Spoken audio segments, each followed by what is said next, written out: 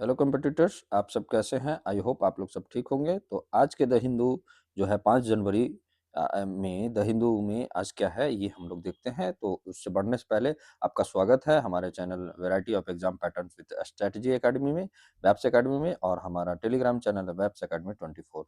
तो पहला मुद्दा देखते हैं आज आज का क्या है आपका ट्रेजेडी एंड फेयर्स। ओके, तो ये क्या है इसका जो पृष्ठभूमि है, क्या बैकग्राउंड क्या है कि अमेरिका द्वारा वेनेजुएला में 2026 के सैन्य हस्तक्षेप किया गया है। ठीक है, क्या है कि मतलब अभी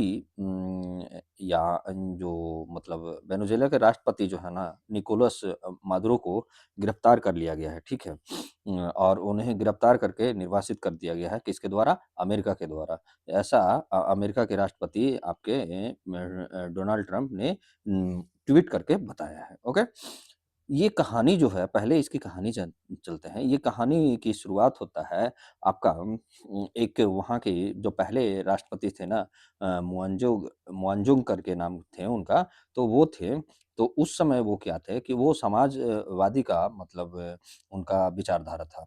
क्योंकि वो क्या किए थे कि जैसे वेनेजुएला में क्या है ना, तेल का लगभग तेल वहाँ के अभी तक रिज़र्व कितना है, 303 अरब आपका बैरल। और हमें पता होना चाहिए कि 1 बैरल बराबर कितना होता है, 150 लीटर। ओके, 1 बैरल में कितना होता है? 159 लीटर। तो वहाँ क्या था कि अमेरिका की कंपनी जो थी आपका 1992 से पहले मतलब क्या किए थे कि वहाँ अमेरिका की कंपनी निवेश किए थे आपको ऑयल में। ठीक है, तो वहाँ जब ये इनके पहले वाले जो थे निकोलस मादुरो के पहले वाले जो राष्ट्रपति थे, वो क्या किए थे कि आपका जितने भी तेल मतलब जो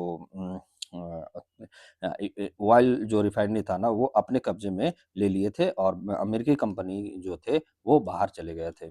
ठीक है, वहाँ अमेरिका की कंपनियों को वो मतलब मतलब प्राइवेट का वहाँ पे मतलब वर्चस्व जो है, खत्म कर दिए थे।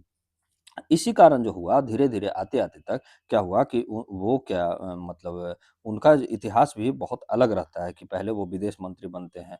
पहले तो वो सेना में रहते हैं, सेना में से क्या होते हैं कि सेना के बाद वो आते हैं आपका मतलब क्या बोलते हैं सैन्य विद्रोह करके वो अपना सरकार स्थापित करना चाहते थे। लेकिन उनके ये नाकाम रहा इनका कोशिश और फिर उन्हें जेल में दे दिया गया। तो जेल में रखने के बाद उनका 2 साल का जेल था, फिर उसके बाद जो 2 साल के बाद वो जब निकलते हैं, तो उनको क्या बनाया जाता है आपका वो चुनाव लड़ते हैं और उसके बाद विदेश मंत्री बनते हैं, ठीक है? तो विदेश मंत्री जब बनते हैं, उन उसके बाद धीरे-धीरे जो इनसे पहले निकोलस मादुरो से पहले जो राष्ट्रपति रहते हैं ना मतलब वो क्या करते हैं फिर अपना चुनाव अपने दम पे लड़के मतलब फिर मतलब राष्ट्रपति वहाँ के बनते हैं। फिर उसके बाद क्या होता है कि ये जो निकोलस मादुरो थे, इनकी भी कहानी है साथ में जुड़ा हुआ कि ये एक बस कंडक्टर थे, ठीक है? बस कंडक्टर थे और अपना धीरे-धीरे ये क्या है, ये भी मतलब राजनीतिक में आ गए थे, ठीक है? राजनीतिक में अपना मतलब सक्रिय हो गए थे। और फिर इसके बाद जो उनको मतलब इनसे पहले वाले जो राष्ट्रपति थे, उनको जब पता चला कि उनको कुछ बीमारियाँ थी, जैसे कैंसर टाइप का था, तो वो निकोलस मादुरो को उपराष्ट्रपति घोषित किया था। ठीक है? और उनके मरने के बाद क्या हुआ कि निकोलस मादुरो जो है, वो क्या बन गया, आपका राष्ट्रपति बन गया था। ठीक है? राष्ट्रपति तब से बना हुआ था। तो अमेरिका जो है ना, अमेरिका अपने जो निवेश जो यहाँ पे किया हुआ था, उसी के चक्कर में ये मतलब पूरे कहानी जो है कि इनका ऑयल जो है, तेल जो रिज़र्व है ना, ऑयल रिज़र्व, उस पर अपना वर्चस्व जमाने चाहता है कौन? अमेरिका। तो कहानी यही है कि उनकी जो पहले इन्वेस्ट किया गया था, उनको ये क्या किए थे, भगा दिए थे निकोलस मादुरो और इनके पहले वाले राष्ट्रपति, ठीक है? तो यहाँ क्या चाहते थे कि मतलब हाँ, आपके मेरे हिसाब से मतलब डोनाल्ड ट्रम्प मतलब अमेरिका चाहता है कि मेरे हिसाब से यहाँ का सरकार चले। तो इसी कारण इनको क्या किया गया ना, इनके और इनको इनकी बीवी जो हैं, इनको मतलब गिरफ्तार करके आपका विदेश भेजा गया है। ठीक है, आगे यहाँ पर पढ़ते हैं कि अमेरिका द्वारा वेनेजुएला में 2026 के सैन्य हस्तक्षेप की तुलना में 2003 के इराक युद्ध, ठीक है, उत्तर अफ्रीका जैसे लीबिया से की गई है। ठीक है, क्यों? क्योंकि आरोप है कि अमेरिका ने जबरन राष्ट्रपति निकोलस मदुरो को गिरफ्तार कर निर्वासित किया है। समझे? तेल टैंकरों की नाकाबंदी की गई है। कैरिबियन सागर में नागरिक नौकाओं पर हमला किए गया है। इसे ही क्या बोला जाता है ट्रेजेडी एंड फार्स कहा गया, जिसको यानी हिंदी में त्रासदी एवं तमाशा कहा गया है। ओके? तो ये याद रखिएगा और आगे बढ़ते हैं। आगे क्या है आपको पता चलेगा। अंतर्राष्ट्रीय कानून से जुड़े मुद्दे क्या हैं? तो यूएन चार्टर का उल्लंघन होता है। अनुच्छेद 2.4 कहता है इसका यूएन चार्टर का आर्टिकल कि किसी भी देश की संप्रभुता और क्षेत्रीय अखंडता के विरोध मतलब बल प्रयोग करना निषिद्ध है, मतलब बैन है, ठीक है? अमेरिका ने यूएन सिक्योरिटी काउंसिल की अनुमति के बिना कार्रवाई किया है, स्वयं को जज बना लिया है, जूरी बना लिया है और एग्जीक्यूशनर बना लिया है, ओके? तो ये क्या है अमेरिका के हस्तक्षेप के मतलब दिखाता है। तो इसके पीछे का कारण क्या है? तो हम लोग कारण थोड़ा पढ़ते हैं कि अमेरिका के इस हस्तक्षेप के पीछे कारण क्या है? तो कारण ये है ना कि इनको मोनरोए डॉक्ट्रिन की पुनरावृत्ति करना है। अमेरिका क्या कहता है? अमेरिका अमेरिका फॉर अमेरिकन, ठीक है? अमेरिका किसके लिए है? अमेरिकन के लिए है। लैटिन अमेरिका में अमेरिकी वर्चस्व पुनः स्थापित करने का कोशिश है किसका? आपका अमेरिका का। ठीक है? दूसरा क्या है कि आपको चीन के प्रभाव को भी रोकना है। जैसे वेनेजुएला में चीन से तेल व्यापार हो रहा है, निवेश यहाँ किया जा रहा है, इंफ्रास्ट्रक्चर का सहयोग दिया जा रहा है किसका? चीन द्वारा। तो इसको भी रोकने का इसके पीछे कारण है। आपका थर्ड क्या है? तेल संसाधनों पर आपका नियंत्रण करना है। वेनेजुएला के पास आपको पता होना चाहिए कि विश्व का सबसे बड़ा प्रमाणित कच्चा तेल भंडार है, लगभग 303 अरब, ठीक है? आपका बैरल है, ठीक है? 303 अरब बैरल आपका है। तो 1 बैरल में आपको पता होना चाहिए कि 150 लीटर होता है। ये क्वेश्चन आ भी चुका है पहले भी और आप याद रखिएगा। इसे अमेरिका कॉर्पोरेट्स के लिए प्राइज़ माना गया है। ओके अब इसमें ये एक मुद्दा जुड़ता है कि आता है हिपोक्रेसी ऑफ द यूएस, मतलब लोकतंत्र बनाम यथार्थ क्या है? तो अमेरिका का हिपोक्रेसी क्या है ये देखते हैं। अमेरिका मादुरो को क्या है ड्रग कार्टेल लीडर बताता है, ठीक है? बिना सार्वजनिक साक्ष्य का कोई भी इसके पास मतलब एविडेंस नहीं है, तब भी अमेरिका क्या बना रहा है कि बता रहा है कि जो मादुरो है वहाँ के जो राष्ट्रपति हैं वेनेजुएला का उसको ड्रग कार्टेल लीडर नेता बता दिया है। लेकिन क्या है यहाँ पे इसका देखिए क्या है, उसको तो आपका कार्टेल लीडर बना ड्रग कार्टेल लीडर बनाया, लेकिन होंडुरास के पूर्व राष्ट्रपति जुआन ऑरलैंडो हेरांडेज को क्या किया है जो नार्को ट्रैफिकिंग के दोषी था, ठीक है? ये क्या होंडुरास के पूर्व राष्ट्रपति, उसको क्या कर दिया मतलब आपका रिहा कर दिया, ठीक है? और प्रो वाशिंगटन जो नेता है नसरी असफुरा को क्या कर दिया है कि आपको समर्थन दे दिया है। तो ये क्या दिखाता है इसका अमेरिका का डबल स्टैंडर्ड्स दर्शाता है। आगे का कहानी पढ़ते हैं तो क्या है आगे का कहानी क्या है यहाँ पे कि वेनेजुएला का आंतरिक पक्ष है जो ना क्या कह रहा है वेनेजुएला का जो मतलब अंदर लोग क्या कह रहे हैं कि मादुरो शासन में क्या है ऑथोरिटेरियन था, मतलब क्या था तानाशाही प्रवृत्ति का था क्या मादुरो का शासन। फिर भी क्या था कि आपका United socialist party of Venezuela का मजबूत जनाधार था। ये क्या है यूनाइटेड सोशलिस्ट पार्टी जो है ना वेनेजुएला का, इसी के तहत ये मादुरो आपका राष्ट्रपति बने थे। और यहाँ पे क्या है कि एक मूवमेंट चला गया था बोल्वेरियन मूवमेंट, असमानता के खिलाफ चलाया गया था, जो पूर्व अमेरिकी समर्थित अभिजात वर्ग नीतियों के विरोध में था। तो ये आपका चलवाए थे बोल्वेरियन मूवमेंट चलाए थे और ये क्या था असमानता के खिलाफ था, जो पूर्व अमेरिका समर्थित अभिजात वर्ग थे, उसी के पॉलिसी के विरुद्ध था। यहाँ पे क्या है कि जबरन सत्ता परिवर्तन का भी है, लिबरेशन नहीं है बल्कि कॉलोनियल लूटिंग की आपका पुष्टि करता है। आगे बढ़ते हैं कि वैश्विक व्यवस्था पर प्रभाव क्या पड़ेगा इसका। तो शीत युद्ध के उम्मीद के बाद क्या प्रभाव पड़ा आपका, आगे बढ़ते हैं हम लोग। जैसे क्या है कि शीत युद्ध के बाद उम्मीद था कि ग्लोबलाइज लिबरल लिबरल ऑर्डर बनेगा, ठीक है? लेकिन वास्तविकता क्या हुआ कि अमेरिका और रूस बार-बार नियमों का उल्लंघन करते रहे और जब ट्रंप का प्रशासन आया मतलब वहाँ डोनाल्ड ट्रंप का, तो क्या हुआ क्लाइमेट एग्रीमेंट से भी वो हट गया और टैरिफ वार चला और मतलब आइसोलेशनिस्ट इम्पीरियलिस्ट नीति को अपनाया गया। किसके द्वारा? ट्रंप के प्रशासन द्वारा। इससे भारत पर क्या प्रभाव पड़ेगा? तो देखिए भारत का प्रभाव मतलब वेनेजुएला में जो ये आपका क्राइसिस आ गया है अब, इससे क्या भारत पर प्रभाव पड़ेगा? तो ये हम लोग समझते हैं कि ऊर्जा सुरक्षा पर प्रभाव पड़ेगा। जैसे वेनेजुएला के पास क्या है ना, विश्व का सबसे बड़ा के कच्चा तेल भंडार है, ये हमें पता है कि लगभग 330 अरब बैरल है। संकट का कारण क्या हो सकता है कि तेल उत्पादन और निर्यात बाधित हो जाएगा, ठीक है?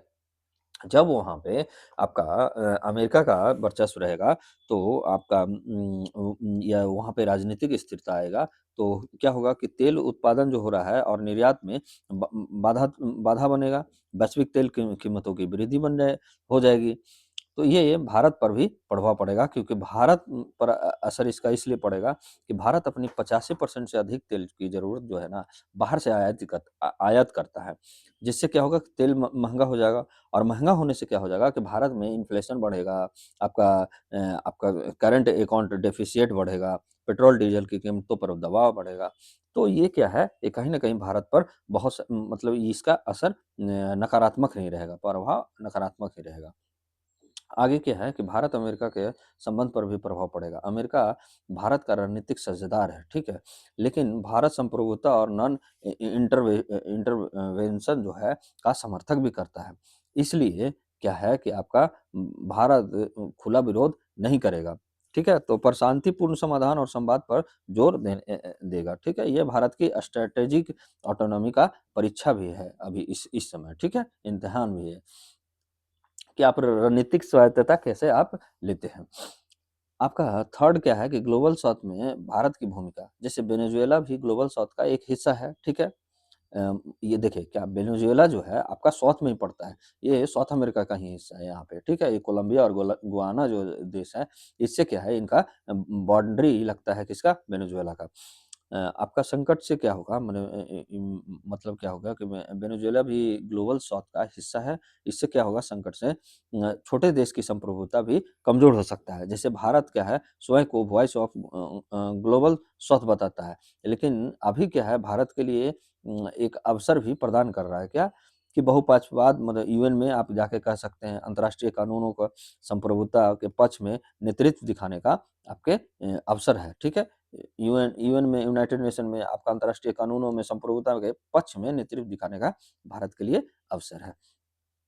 आगे बढ़ते हैं हम लोग को आपका फोर्थ क्या हमारे भारत पर प्रभाव पड़ेगा कि अंतर्राष्ट्रीय कानून का मतलब कमजोर किया जाएगा, जिससे क्या होगा कि भारत के लिए खतरा क्या आएगा अगर शक्तिशाली देश यूएन के बिना सैन्य हस्तक्षेप करेगा, तो क्या होगा भविष्य में यही तर्क भारत के पड़ोस में भी लागू होगा।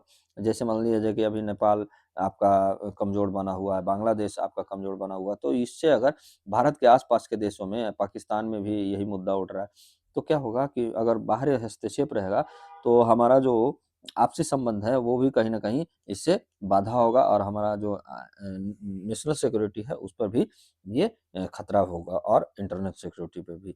तो आगे बढ़ते हैं हम लोग, और क्या है कि भारत के लिए यह अवधि जो ये लंबी अवधि का रणनीति का खतरा भी है। कैसे? मतलब आप जो लंबी अवधि का रणनीति बना रहे हैं, उसके लिए भी एक खतरा है। पाँचवाँ क्या है कि चीन और रूस के साथ संतुलन। चीन देखिए, चीन वेनेजुएला में बड़ा निवेशक है, आपका रूस भी है। रूस क्या करता है कि रूस अमेरिका विरोधी ध्रुव का हिस्सा है, और भारत यहाँ पे क्या है आपका मल्टी अलाइनमेंट नीति अपनाएगा। किसी भी ब्लॉक में नहीं फँसना इसको चाहिए, किसको? भारत को। अब छठा क्या पड़ेगा इसका? व्यापार और समुद्री मार्गों पर भी असर पड़ेगा। जैसे कैरेबियन क्षेत्रों क्षेत्रों में जब तनाव हो जाएगा, तो वहीं से हमारा जो वैश्विक समुद्री व्यापार होता है ना, वहीं से होता है, तो उसको प्रभावित करेगा। जैसे बीमा लागत बढ़ेगी, भारत के निर्यात-आयात पर भी अप्रत्यक्ष असर पड़ेगा। क्योंकि हमारा बाहर से भी जो तेल तो सबसे पहले कि बाहर से मँगाया जाता है, कुछ-कुछ ऐसे भी होते हैं कि बहुत सारे सामान होते हैं कि बाहर से मँगाना पड़ता है, जो कैरेबियन सी के तहत ही आता है, तो उस पर आपका नियंत्रण अगर बाहर हस्तक्षेप हो जाएगा, तो क्या होगा? प्रभावित होगा। सातवाँ क्या है कि प्रवासी भारतीयों का सुरक्षा की भी प्रभाव करेगा। कैसे? कैरेबियन देशों में भारतीय मूल की आबादी, जैसे गुयाना हो गया, सूरीनेम हो गया, ये यहाँ पे भारतीय आबादी बहुत सारे रहते हैं, जिससे क्या होगा? क्षेत्रीय अस्थिरता आएगा यहाँ, तो उनकी सुरक्षा का भी चिंता का विषय बनता है, ठीक है? तो हमारा इतना जो आपका प्रभाव के बारे में जानने के बाद आपको समाधान की भी ज़रूरत है, तो आगे की राह क्या है यानी वे फॉरवर्ड क्या है? आपका कूटनीति समाधान की आवश्यकता पड़ती है। क्या है डिप्लोमैटिक मेजर्स मतलब यूएन सेंट्रिक अप्रोच अपनाना चाहिए। भारत को संवाद, मध्यस्थता और शांतिपूर्ण समाधान पर जोर देना चाहिए। नॉन इंटरवेंशन प्लस सोवेरेनिटी पे क्या है कि आपका क्या है होना चाहिए कि किसी भी बाहरी सैन्य हस्तक्षेप का विरोध ज़रूरी है, लेकिन भाषा संतुलित रखना चाहिए। ये दूसरा मुद्दा है कि नॉन इंटरवेंशन और सोवेरेनिटी पर क्या है कि ध्यान बात करना चाहिए कि मतलब जैसे आपका बाहर से तो सैन्य आपका हस्तक्षेप कर रहा है, तो उसका तो विरोध कीजिए, लेकिन भाषा जो है संतुलित रखना चाहिए। ग्लोबल साउथ का नेतृत्व है आपका थर्ड में विकासशील देशों की संप्रभुता के पक्ष में आपका नैतिक नेतृत्व को आपको प्रदान करना चाहिए। आगे बढ़ते हैं हम लोग। आपका दूसरा क्या है कि ऊर्जा सुरक्षा के लिए समाधान है। क्या है ऊर्जा से सुरक्षा के लिए समाधान आपका? आपका देखते हैं ऑयल इम्पोर्ट डाइवर्सिफिकेशन करना चाहिए। कैसे? मिडिल ईस्ट में भी आपका रसिया से, अफ्रीका से, लैटिन अमेरिका से विकल्प का स्रोत बनाना चाहिए। ऐसा नहीं है कि एक ही जगह पर आपको डिपेंडेंसी बना के रहना चाहिए।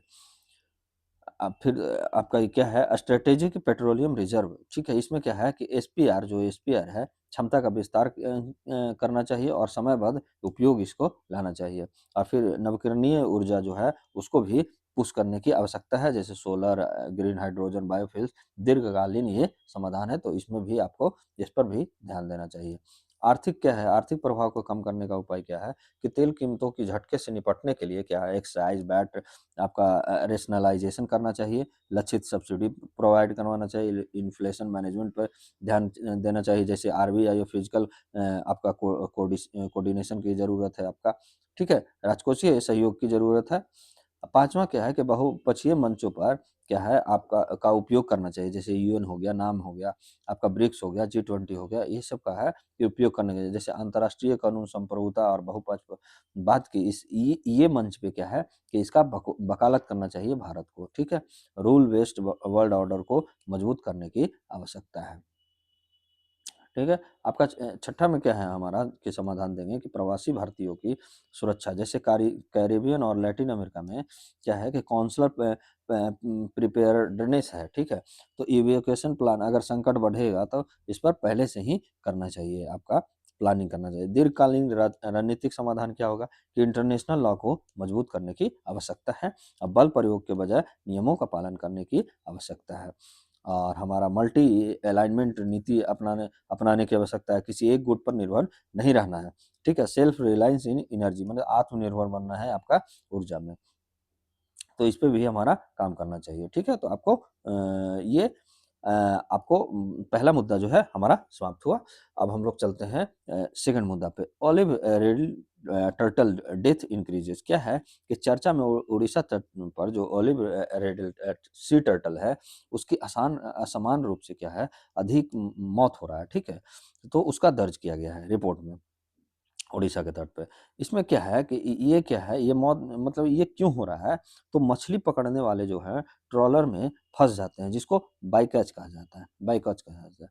ये क्या है? इल्लीगल फिशिंग है, ठीक है? इल्लीगल फिशिंग है, आपका के कारण होता है। इस पृष्ठभूमि में क्या है कि एक ऑपरेशन ओलिवा भी आपका चल चर्चा में रहा है। उसके बारे में भी हम लोग पढ़ेंगे ऑपरेशन ओलिवा, ठीक है? क्या है वो भी हम लोग जानेंगे। अब इसको पढ़ते हैं कि ओलिव जो रिडल टर्टल जो है हम लोग का क्या है उसके बारे में पहले पढ़ते हैं। तो वैज्ञानिक नाम क्या है आपका? लिप्डो सेचल्स ओलिवाइसिया है, ठीक है? ये आप थोड़ा सा प्रोनाउंसिएशन में गलती हो सकता है, तो ये है वैज्ञानिक नाम। आईयूसीएन स्थिति क्या है कि संवेदनशील है यानी वल्नरेबल है। आपका वाइल्ड प्रोटेक्शन एक्ट जो है 1972 में वो शेड्यूल 1 में है, तो ये आप याद रखने का चीज़ है ये आपका। ये तो वैज्ञानिक नाम आप नहीं भी याद रखिएगा कोई दिक्कत नहीं है, लेकिन आईयूसीएन स्थिति आप याद रखिएगा। और वाइल्ड प्रोटेक्शन एक्ट में कौन सा शेड्यूल में है? तो 1 में है। आईयूसीएन में क्या कहाँ है? आईयूसीएन का रेड लिस्ट में वल्नरेबल में है, ओके, संवेदनशील में है। तो आगे बढ़ते हैं हम लोग और आगे क्या है इसके बारे में ये हम लोग जानते हैं। तो इसमें क्या है आपका कि प्रमुख अरिबाड़ स्थल भारत का कौन है? अरीवाड़ा मतलब होता है ना, देखिए यहाँ पे दे दिया गया है कि अरीवाड़ा में हज़ारों कछुओं का एक साथ अंडे देने वाले जगह को अरीवाड़ा कहा जाता है, ठीक है? यानी नेस्ट जो बोला जाता है ना, उसी को यहाँ पे अरीवाड़ा बोला गया है। तो ये कौन-सा स्थल है? गहीरमाथा जो है उड़ीसा में, वहाँ पे ये देता है। आपका ऋषिकुल्या में देता है, देवी रिवर मौत में देता है। तो ये क्या है, देवी रिवर मतलब मुहाना पे ये करता है। अब यहाँ पे क्या है, इसका बढ़ती मौत का कारण क्या है, ये हम लोग जानेंगे। क्या कारण है? तो देखिए, बाई कैच जो अनचाहा पकड़, जैसे श्रिम्प ट्रॉलर्स का में फँस जाता है, जिससे ऑक्सीजन की कमी हो जाता है, जिसके कारण भी इसकी मृत्यु हो जाती है। अब एक चीज़ और है यहाँ पे, टर्टल एक्सक्लूडर डिवाइस का पालन ना होना। ये इसका पालन ना होने से क्या है कि मतलब इसका मतलब टर्टल का मौत हो जाता है। ये क्या है कि इसका जो है कि कानून अनिवार्य करना चाहिए और निगरानी कमज़ोर है इसका। कानून अनिवार्य नहीं है और निगरानी कमज़ोर है, तो इसके कारण भी मौत होता है। अवैध मछली पकड़ने वाला, जैसे नॉन फिशिंग ज़ोन का उल्लंघन किया जाता है, रात में ट्रॉलिंग करके फँसाया जाता है, ठीक है? ट्रॉलिंग करके इसमें फँसाया जाता है। एक एक और होता है आपका तटीय गतिविधियाँ, जैसे पोर्ट्स विकास के किया जाता है, तो उस कारण भी टर्टल का मतलब क्या है, किनारों पे ही ये अंडा देते हैं। तो जब आपका पोर्ट जब डेवलपमेंट का काम चलते रहेगा, तो उस समय भी इनका उससे भी इनको मौत हो जाता है। आपका प्रकाश प्रदूषण, आपका लाइट पॉल्यूशन के कारण भी उनकी मौत होती है। अब एक ऑपरेशन ओलिवा क्या है? तो ये हम लोग जानते हैं, और ऑपरेशन ओलिवा जो है इंडियन कोस्ट गार्ड द्वारा संचालित किया गया था। ठीक है? एक वार्षिक संरक्षण अभियान है, जो क्या है? एनुअल आपका कंज़र्वेशन ऑपरेशन है, जिसका उद्देश्य क्या होता है कि ऑलिव रिडल सी टर्टल की सुरक्षा प्रदान करना, अवैध मछली पकड़ने जैसे इलीगल ट्रॉलिंग पर रोक करना और मैरीन इकोसिस्टम को रक्षा करना। ये क्या है ना, इसके द्वारा क्या-क्या कदम उठाया गया है, जो है एक पहला कि सी पेट्रोल एंड सर्विलांस करना चाहिए। जैसे उड़ीसा को तट पर क्या है, इंटेंसिव पेट्रोलिंग किया जा रहा है, ट्रॉलर्स की जाँच होती है इसके तहत, ओके? अब दूसरा क्या है कि इलीगल फ़िशिंग पर रोक लगाना है। क्या है कि नो फ़िशिंग ज़ोन पर लागू नेस्टिंग सीज़न में, मतलब ने जब इसका अंडा देने का समय रहता है, तो नो फ़िशिंग ज़ोन लागू कर देता है। कौन? ये आपका ओलिवा ऑपरेशन। और टर्टल एक्सक्लूडर डिवाइस का पालन भी यहाँ ये करवाता है। कानूनी कार्रवाई क्या है कि नियम उल्लंघन करने पर मछुआरों पर एफआईआर होगा, बोट सीज हो जाएगा, आपका पेनल्टी दंड भी लगेगा, ओके? तो ये सब इसके तहत ओलिवा ऑपरेशन के तहत क्या किया जा रहा है। भारत के लिए महत्व क्या है? क्यों है ये? कि जैव विविधता संरक्षण होता है इससे, कि ओलिवर रिडल टर्टल जो है समुद्री जैव विविधता को, मैरिन बायोडायवर्सिटी का महत्वपूर्ण हिस्सा है। क्यों? ये समुद्री मतलब फूड चेन का संतुलन बनाए रखता है। कमज़ोर समुद्री प्रजातियों की संख्या को भी ये नियंत्रित करता है। भारत के कोस्टल इकोसिस्टम हेल्थ का ये संकेतक है, मतलब इंडिकेटर स्पीशीज़ है कि कैसे हमारा तटीय जो पारिस्थितिकी तंत्र है, उसका भी ये इंडिकेट करता है। ओके, तो हमारे लिए बहुत सारे ये महत्व रखता है। अब समुद्री पारिस्थितिकी संतुलन भी करवाता है, मैरीन इकोसिस्टम बैलेंस करता है। जैसे जेलीफिश हो गया, क्रस्टेशियंस का भी ये शिकार करता है, जिससे क्या होता है कि ओवर पॉपुलेशन को ये रोकता है। समुद्री घास और कोरल इकोसिस्टम को भी अप्रत्यक्ष रूप से ये सुरक्षा प्रदान करता है। कौन? रिडल टर्टल, ठीक है? भारत की अंतर्राष्ट्रीय ज़िम्मेदारियाँ क्या है? तो आपका भारत का कई अंतर्राष्ट्रीय समझौता का पक्षकार है। जैसे कन्वेंशन ऑन बायोलॉजिकल डाइवर्सिटी पे हस्ताक्षर किया हुआ, आयुष संरचना ढांचा जो है, आपका एसडीजी जो सस्टेनेबल डेवलपमेंट गोल्ड 14 का जो लाइफ बिलो वाटर का भी बात करता है, तो उसमें भी ये क्या है, हमारे लिए महत्व रखता है। और इसका संरक्षण का भी बात करता है, ओलिव रेडल में संरक्षण से भी है। भारत की ग्लोबल इन्वायरमेंट क्रेडिबिलिटी भी बढ़ेगी इससे, ओके? तो इससे क्या बढ़ रहा है, इतना मतलब ये सब जो है ना, हमारे लिए मतलब आपका एक आपका अंतर्राष्ट्रीय मंच पे आपका जो पहचान है ना प्रदर्शित करता है, और आपका क्या कार्य है, वो आप क्या कर रहे हैं, उसको भी ये दर्शाता है। तो इससे भी हमारा क्या है कि अंतर्राष्ट्रीय महत्व भी बढ़ता है। अब आगे है क्या कि भारत में विशिष्ट महत्व है, क्या है यूनिक इंडियन क्या है कि मतलब ओलिव जो रेडल का है, विश्व का सबसे बड़ा जो अरीवाड़ स्थल जो है, मतलब अंडा देने वाला जो स्थल है, वो क्या है, गहीरमाथा है, जो उड़ीसा में ही है। इसलिए वैश्विक संरक्षण में ये भारत की भूमिका को और मतलब केंद्र में ला देता है, ठीक है? तो इसीलिए इसका महत्व और भी बढ़ जाता है। आर्थिक और सामाजिक महत्व है कि स्वास्थ्य समुद्री परिस्थिति की मतलब जो है आपका दीर्घकालीन मछली उत्पादन को भी सुनिश्चित करती है। इको टूरिज्म को बढ़ावा देता है। ओडिशा में टर्टल टूरिज्म के से स्थानीय रोजगार भी उत्पन्न होते हैं। छठा क्या है कि कानूनी आपका और नीति का महत्व क्या है कि वाइल्ड प्रोटेक्शन एक्ट 1972 जो है शेड्यूल वन प्रजाति संरक्षण से बात करता है। क्या करता है कि कानून के प्रभावी क्रियान्वयन का एक उदाहरण है। ठीक है, तो ये कानूनी रूप से भी महत्व है आपका। और आपका आगे चलते हैं कि जो सातवां महत्व है कि जलवायु परिवर्तन के भी संदर्भ में महत्व रखता है। कछुआ क्या होता है, जो टर्टल होते हैं, समुद्री कार्बन को ना ब्लू कार्बन इकोसिस्टम को अप्रत्यक्ष समर्थन देता है, ठीक है? समुद्री कार्बन चक्र को अप्रत्यक्ष क्या देता है, ये समर्थन देता है, जिससे क्लाइमेट चेंज से क्या होता है, नेस्टिंग साइट पर खतरा बढ़ता है, जिससे क्या है संरक्षण और भी ज़रूरी बन जाता है। तो ये आपका 7वां आपका इसका क्या था, आपका महत्व था।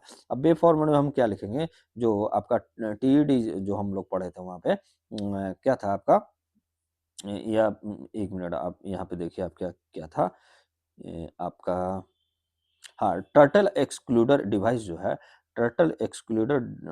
है, उसको 100% अनिवार्य और सब्सिडाइज़ किया जाए, ठीक है? कम्युनिटी बेस्ड कंज़र्वेशन किया जाए, मतलब समुदाय आधारित संरक्षण की ज़रूरत है। नाइट पेट्रोलिंग किया जाए, ड्रोन ड्रोन आदि का उपयोग किया जाए। फिशरमैन कंपनसेशन स्कीम भी लाया जाए आपके लिए, ठीक है?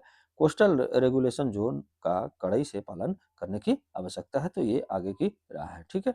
अब यहाँ पे हम लोग एक क्वेश्चन लगाए हैं कि ऑलिव रिडल सी टर्टल के संदर्भ में निम्नलिखित कथनों पर विचार कीजिए। यह भारत में वाइल्ड प्रोटेक्शन एक्ट 1972 के शेड्यूल 1 में सूचीबद्ध है। तो ये सही है हमारा फर्स्ट का।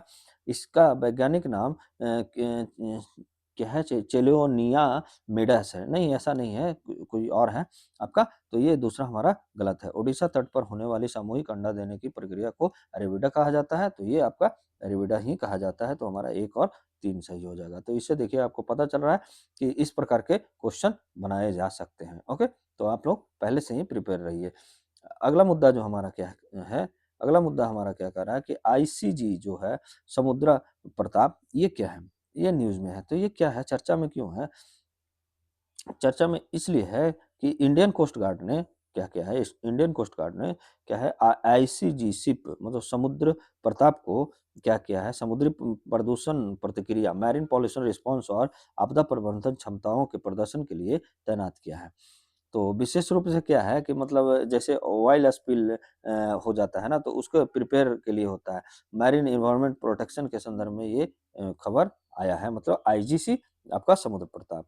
ये क्या है, इंडियन कोस्ट गार्ड का एक विशेष प्रदूषण नियंत्रण जहाज है, जो पॉल्यूशन कंट्रोल वेसल जिसको पीसीबी कहा गया है। और इसका मुख्य उद्देश्य जो है आपका क्या है, आपका उद्देश्य क्या है, ऑयल स्पिल जो होता है, मतलब तेल जो आपका समुद्र में मतलब रिसाव हो जाता है, उसका रिस्पॉन्स करेगा, समुद्री प्रदूषण को नियंत्रण करेगा और समुद्री पर्यावरण को संरक्षण करेगा। यह मतलब आईसीजी जो है आपका इंडियन कोस्ट गार्ड के समुद्र क्लास वेसल्स का ये हिस्सा है, मतलब समुद्रा क्लास का समुद्र वर्ग का आपका ये जहाज का हिस्सा है। तो ये भी आप याद रखिएगा। आगे हम लोग क्या पढ़ते हैं कि विशेषताएँ इसका, प्रदूषण नियंत्रण जहाज जो है कंट्रोल मतलब बेसिस के विशेष रूप से क्या है कि ये ऑयल स्पिल रिस्पॉन्स करेगा, आपका केमिकल पॉल्यूशन का नियंत्रण करेगा और समुद्री पर्यावरण संरक्षण के लिए ये डिज़ाइन किया गया है क्या समुद्र आपका प्रताप, ठीक है? तो ये आप याद रखिएगा। यहाँ पे क्या है कि उन्नत ऑयल स्पिल रिस्पॉन्स क्षमता है, इसमें क्या है कि ऑयल रिकवरी सिस्टम से समुद्र से तेल निकालने की क्षमता है इसमें। जैसे मान लिया जाए कि क्या है कि समुद्र में अगर तेल गिर गया तो इससे क्या है ऑयल रिकवरी सिस्टम लगा हुआ है। जिससे क्या होगा कि समुद्र से ये तेल निकाल सकता है, इसमें कैपेसिटी है। और पॉल्यूशन कंटेनमेंट जो बूम से तेल फैलाव को ये रोक सकता है। और तेल और रासायनिक रिसाव को दोनों से निपटने के लिए भी ये इसमें कैपेसिटी है। अब इसका मल्टी रोल कैपेबिलिटी क्या है, तो मैरीन पॉल्यूशन रिस्पॉन्स देगा और इसके साथ क्या है ना कि सर्च भी करेगा और रेस्क्यू भी कर सकता है ये। इसके इसमें इतना कैपेबिलिटी है, मतलब आपका मैरीन पॉल्यूशन तो एक रिस्पॉन्स करेगा ही करेगा, लेकिन सर्च भी करेगा और रेस्क्यू भी करेगा। आपदा प्रबंधन के लिए जैसे साइक्लोन हो गया, वन टकर जो एक्सीडेंट हो जाता है, उसमें भी ये आपका महत्वपूर्ण भूमिका निभाएगा।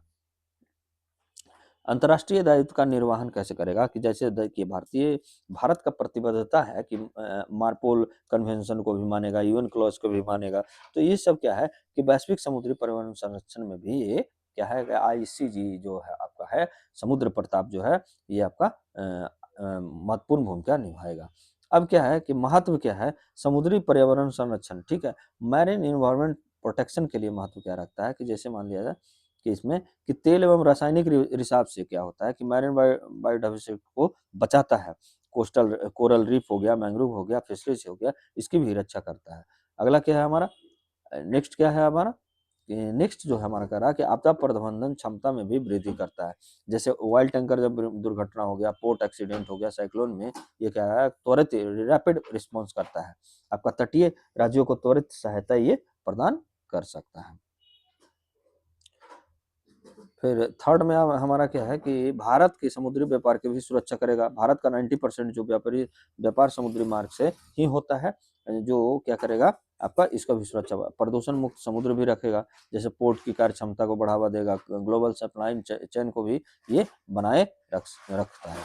ब्लू इकोनॉमी के लिए भी आवश्यक है। साफ और सुरक्षित समुद्र जैसे जैसे फिशरीज, शिपिंग, कोस्टल टूरिज्म का आधार जो है आपका ये सतत समुद्री आर्थिक विकास को समर्थन प्रदान करेगा। तो ये हमारे लिए इतने महत्व रखते हैं। आगे बढ़ते हैं कि और क्या करेगा, कोस्टल गार्ड की क्षमता का भी सुदृढ़ीकरण करेगा। इंडियन कोस्ट गार्ड जो है आपका केवल सुरक्षा नहीं, इन्वायरमेंट गार्जियन की भी भूमिका में मतलब ये दर्शा रहा है, और मल्टी एजेंसी कोऑर्डिनेशन को भी ये मजबूत करेगा। आगे चलते हैं हम लोग कि आपके लिए क्वेश्चन लगाया गया है एमसीक्यू कि देखिए आईसीजी जो समुद्र आपका प्रताप के संदर्भ में निम्नलिखित कथनों पर विचार कीजिए। पहला क्या है आपका, क्या इंडियन कोस्ट गार्ड का एक पॉल्यूशन कंट्रोल वेसल है, तो ये सही है आपका।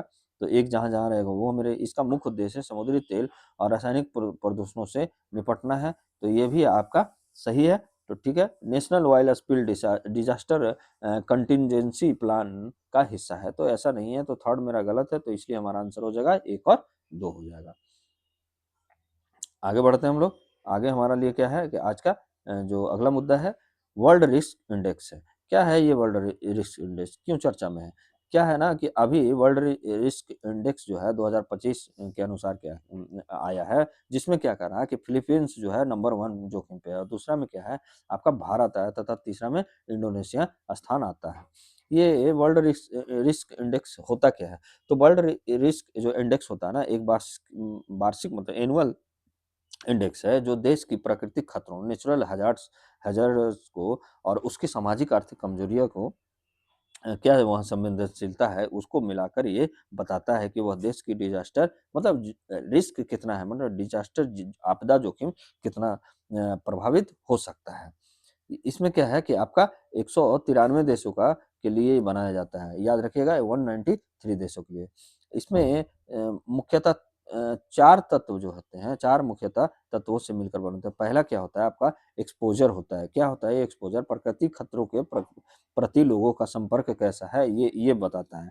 और एक होता है सस्पेक्ट सस्पेक्टिबिलिटी, ओके, जिसको अनफानी कहा जाता है। सस्पेक्टिबिलिटी जो होता है, अनफानी कहा जाता है। आपको समाज की ऐसी स्थितियाँ जिनसे नुकसान अधिक होता है, उसको ये आपका एक दूसरा तत्व ये मानते हैं, ठीक है। थर्ड क्या है इसका कि कोपिंग कैपेसिटी ये देखता है, जैसे सरकार समाज का तत्काल क्षमताएं क्या है, वो आपको देखता है कि अगर कोई आपदा आ जाता है तो उसमें क्या सरकार की मतलब त्वरित कार्रवाई कितना आप कर सकता है। एडेप्टिव कैपेसिटी भी देता है, जैसे मतलब दीर्घकालिक योजना क्या है, अनुकूलन क्षमता क्या है, तो ये सब ये 4 तत्वों पर दिखा जाता है, ये बनाता है, ओके, WRI, ओके। उच्च WRI मतलब वर्ल्ड जो रिस्क इंडेक्स है, स्कोर का अर्थ होता है अधिक राष्ट्रीय डिजास्टर जोखिम, ये आप याद रखिएगा, ठीक है। कि मतलब उच्च रहेगा तो ये क्या है कि आपका अधिक वहाँ राष्ट्रीय डिजास्टर जोखिम है। वर्ल्ड रिस्क रिपोर्ट 2025 जो आया है, उसका मुख्य बिंदु क्या-क्या है? तो देखिए क्या है कि मुख्य भूभागीय जोखिम केंद्र जो है, रिस्क हॉटस्पॉट रहा है क्या? प्रमुख जोखिम वाला देश एशिया के हैं, ठीक है? और अमेरिका में स्थित है। भारत क्या है? भारत में रिपोर्ट के अनुसार इंडिया समेत कई विशाल देशों में डिजास्टर जोखिम अधिक रहा है, और प्राकृतिक जोखिम का उदाहरण है कि बाढ़ सबसे अधिक व्यापक है। और लाखों लोगों को ये प्रभावित किया है। विकासशील देशों की चुनौती भी है, जैसे सामाजिक कमजोरियां हैं, वहाँ गरीबी या अपर्याप्त इंफ्रास्ट्रक्चर रिस्क को और बढ़ावा देती है। आगे बढ़ते हैं हम लोग कि टॉप 10 में कौन-कौन है, तो ये एक बार देख लेते हैं टॉप 10 में जोखिम में।